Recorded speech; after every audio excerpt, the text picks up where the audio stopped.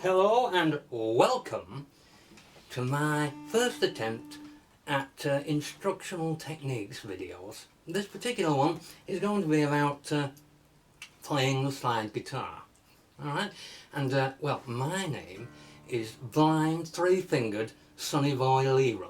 Now, obviously, that's not my real name, that's my blues name, and you might notice I'm sort of disguised slightly, but it's a bit of a long story, but suffice it to say, witness protection. Okay, so what's this going to be all about? Well, let me tell you this, it's not going to be the usual boring rubbish, sycophantic, ego trip type stuff you get from other people. And this is going to be a journey for you. I'm going to take you on a journey across a sea of experience to an island of knowledge in the submarine of my charisma. Now, that's what it's all about. And as far as technical ability goes, mine is fairly rustic. Some would say useless. I like to call it rustic. There'll be mistakes, just as the old blues exponents did in the late 1800s and what have you. You see, I'm an artist, a musician, an author, a poet, a philosopher, and I bring to this experience for you all those skills that you know, you don't have already, probably. But you know, so what are we going to get? You're going to get pure, blinding moments of ecstasiism, if in fact there is such a word. Okay? Well, let's start. I'm not going to bore you with too many technical details because that's what all the other videos do, but basically you need a guitar. Now, most of them are tuned in what is called standard tuning, but there is other types of tuning. This one is in open tuning, open D.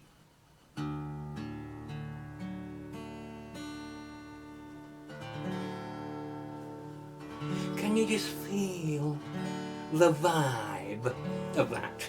Alright, it's a vibration. I mean, what it actually means is it's a damn sight easier to play because every fret is a chord, so it's a lot easier. Now, all the technical stuff, I'm not going to go through all that because, you know, as I say, I've been playing for, weeks now, and I'm still learning to some extent. So, you know, whenever there's a technical thing that you need to know, I will say FOFO as part of this lesson, and FOFO are the initials FOFO. Naturally. What does that mean? Well, it actually means and find out.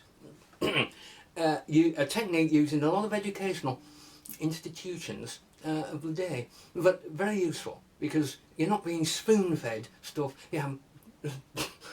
You're actually having to find out. Okay, now then. So any of these minor things I'll just cut out when I'm editing these problems. Okay, so slides, what are they all about? Well, I prefer a metal slide. You know, it goes over my little finger. Other people tend to use other fingers. I like the slide over the little finger because you can pulse around like this and pretend, play chords with your other fingers. And oh, it's just marvellous. And it has more of a delta sound to it, the metal, hard edge sort of type of thing. Whereas if you use the glass or the bottleneck, or in this case, an empty Viagra bottle, medicine bottle, it's sort of a softer sound.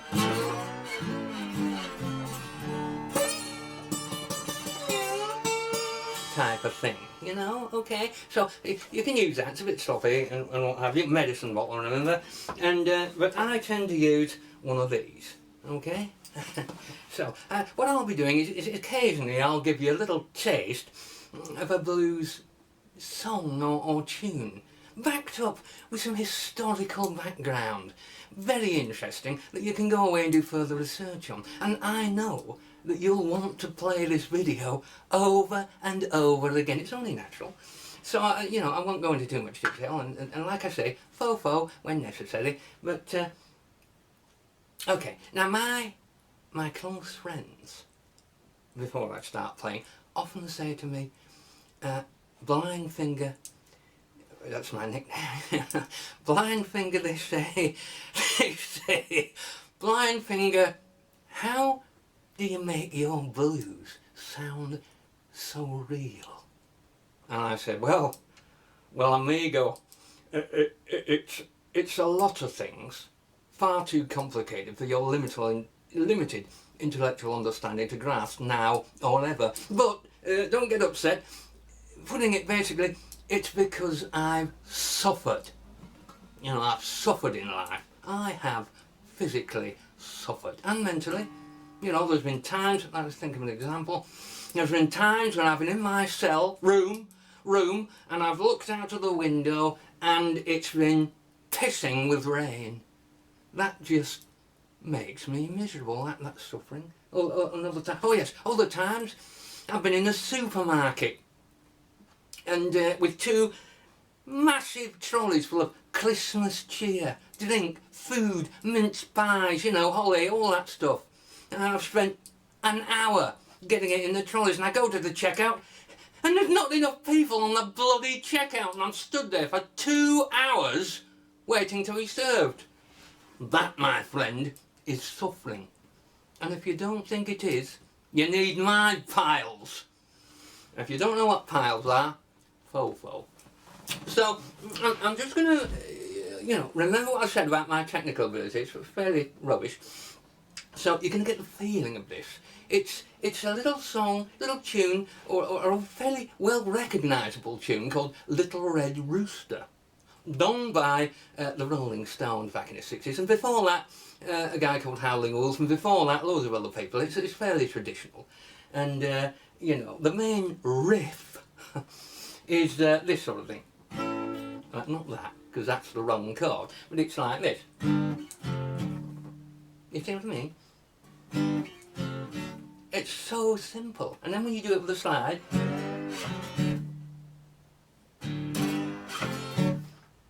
it's dead easy.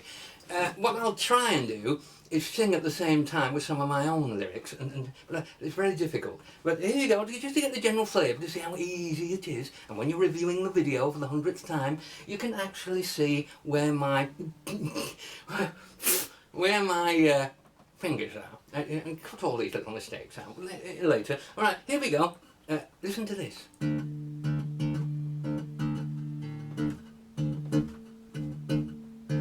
Now in itself, nothing, is it? It's just a string. But it builds tension, people. It builds tension. Alright, so here we go.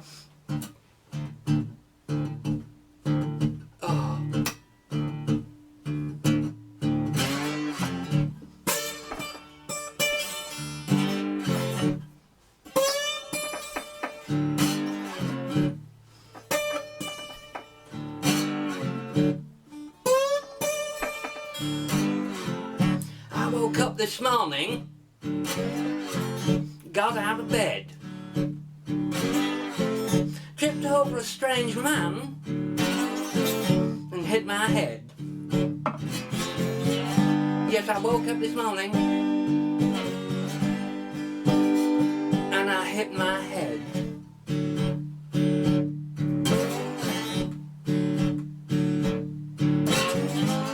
It hurt so bad, I shot the bugger, zone dead.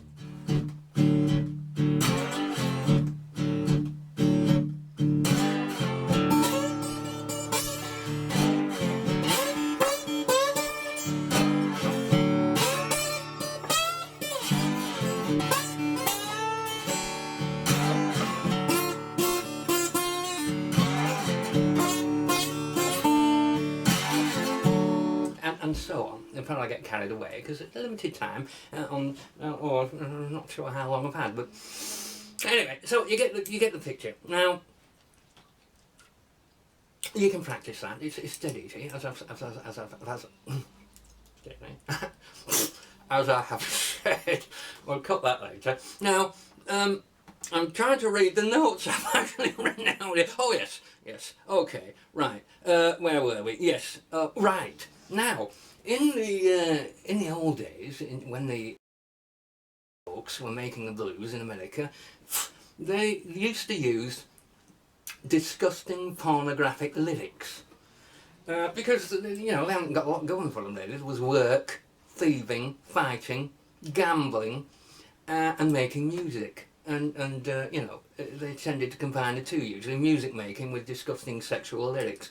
So several states passed laws which said that they couldn't have that sort of thing in their lyrics, so they changed the lyrics to euphemisms, in other words which meant something disgusting but weren't actually like it. Like, for instance, you've been digging my potatoes, trampling on my vines. Now, that would have meant something like, look, you've been having sex with my wife behind my back and making me look bloody stupid, mate. That's the sort of thing. It was a code, if you like. Another one, I want some of your custard pie. Well, what does that mean? But other titles of songs, like the one I'm going to do next, because I think that's very easy, a little tune called I Believe I'll Dust My Broom. Now that was I'm talking about the Elmore James version, Fofo, as opposed to the earlier versions, one by Howling Wolf and some by other people. But I'm talking about the Elmore James version. It'll be very familiar to you. I'll play it without the slide on, because you're taking it on and off, and God knows why. But let us. This is what it sounds like without the slide. Badly played.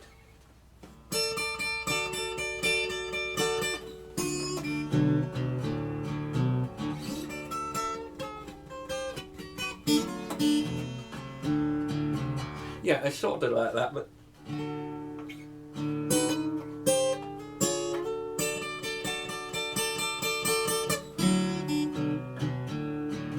anyway, you get the idea. It sounds much better with the slide. You can see what I'm doing through this long hair of mine, but here it goes. Now, obviously, again, when you're playing this over and over again to get the technique and listen to my words with them, you'll see how it's done, but here you go.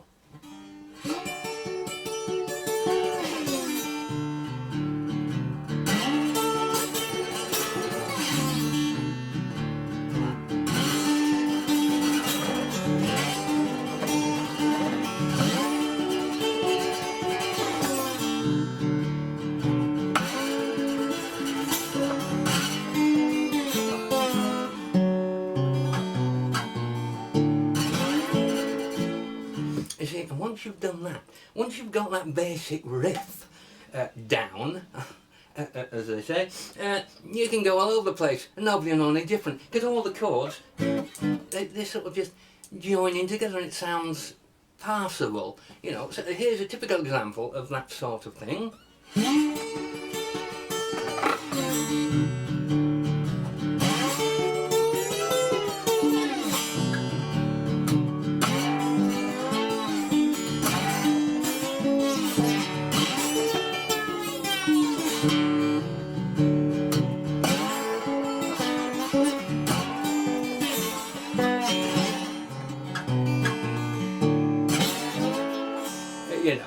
It's similar. So you can do that. Again, practice makes perfect. Like I say, my technique, rubbish.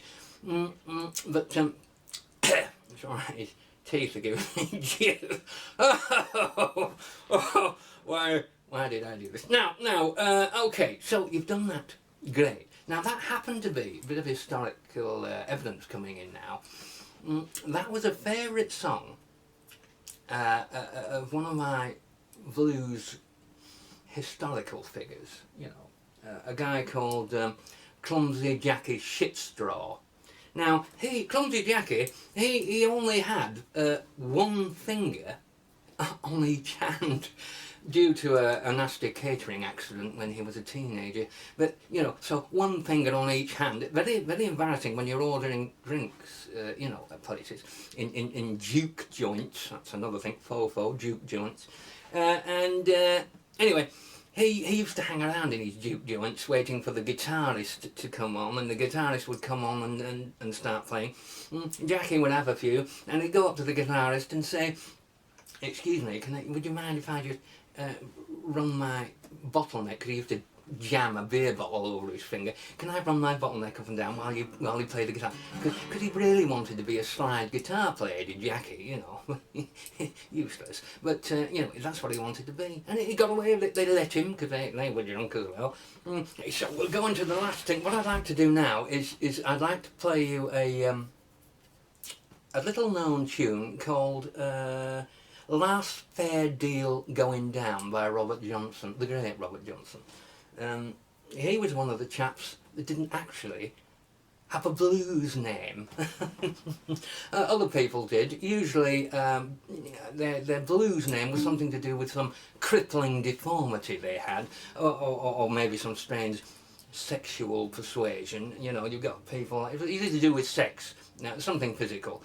You've got Blind Boy Fuller, Blind Lemon Jefferson, who else? And then people to do with animals, you know, Howling Wolf, Hound Dog Taylor, Robert Nighthawk, you know, what's that about? And then, you know, many others whose names I've particularly forgotten at the moment. Oh yes, and talking about animals, then there was Alabama Moose Tits. Oh, hang on, no, he was actually a figment of my imagination, a hallucinogenic figure that I happened to see during an alternative therapies Wild West weekend in Wickenburg. If you don't know where Wickenburg is, fofo. Some of you will, our American friends. One thing I got out of that was, one truth is never mix alcohol and peyote. If you don't know what peyote is, fofo. So here we go. Like I say, I'd like to play the Last Fair Deal Going Down by Robert Johnson, and sadly I can't, because I don't know the tune, how to play it, and I can't sing properly anyway. So this is what we'll do instead. Okay, so get ready for this. It's my finale, if you like. Here we go. If I can remember how to play it. That noise in the background is an annoying neighbour with a chainsaw that there's nothing I can do about, I'm afraid. I'll try and edit some of it out. But anyway, here we go.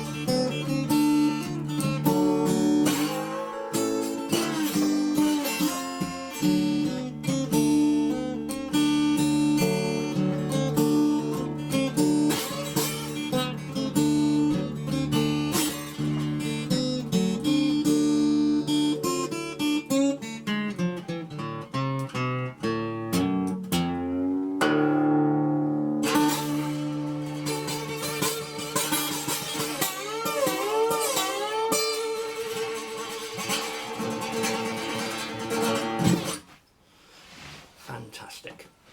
I think the battery's running out on this bloody DVD thing, so I'll have to say goodbye, and until next time, for the next lesson. Be good and fo-fo.